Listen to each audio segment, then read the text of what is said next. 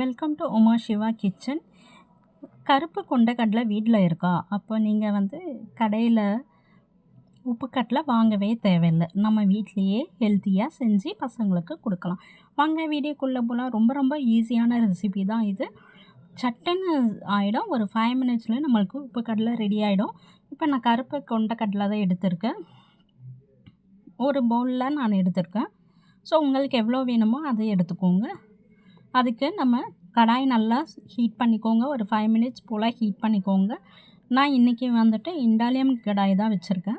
So உங்கள் வீட்டில் என்ன கடாய் இருக்கோ அதை நீங்கள் வச்சுக்கோங்க. சால்ட்டு போட்டுக்கோங்க.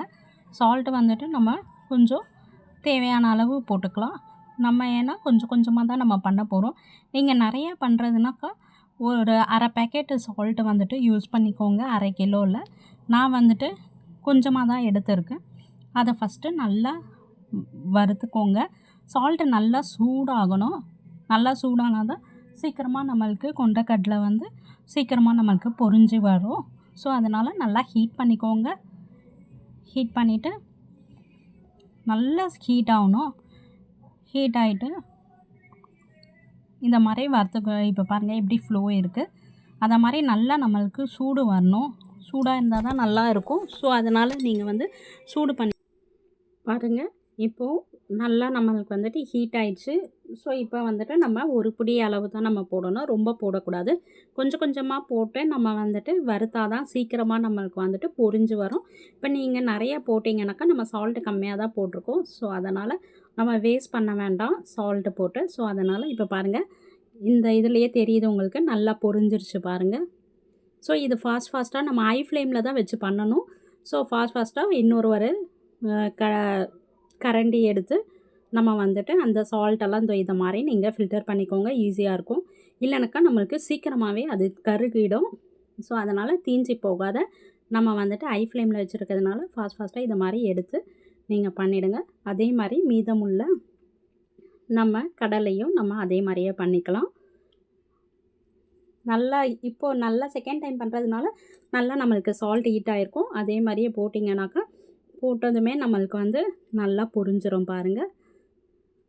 ஏன்னா சால்ட் ஆல்ரெடி நம்ம ப்ரீ ஹீட் பண்ணி வச்சுருக்கோம்.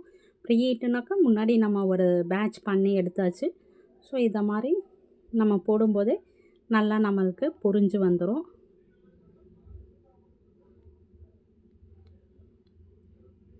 ஸோ பொரிஞ்சு வந்ததும் நம்ம அதே மாதிரி ஹையில் தான் வச்சுருக்கணும். மீடியம் ஃப்ளேம்லாம் வைக்கக்கூடாது. லைட்டாக நம்ம பொரியிற ஸ்டார்ட் பண்ணும்போது நம்ம அந்த இன்னொரு கரண்டி ஃபில்டர் பண்ணிவிட்டு நம்ம எடுத்து பசங்களுக்கு கொடுத்திங்கன்னா நல்லா சாப்பிடுவாங்க. வீட்லேயே நம்மளுக்கு வீட்லேயே உப்புக்கடலை ரெடி ஆகிடும். இது கடையில் கூட ரொம்ப ரேட்டாக இருக்கும். ஏன்னா கடலை ரேட்டுன்றதுனால ரொம்ப ரேட்டாக விற்பாங்க. நீங்கள் அதனால் நம்ம வீட்லேயே செஞ்சு ட்ரை பண்ணலாம். பாருங்கள், இப்போ நல்லா பொரிஞ்சு வந்துருச்சு. தெரியுதா பொரியறது? ஸோ இதை மாதிரி எடுத்து நீங்களும் ட்ரை பண்ணி பாருங்கள்.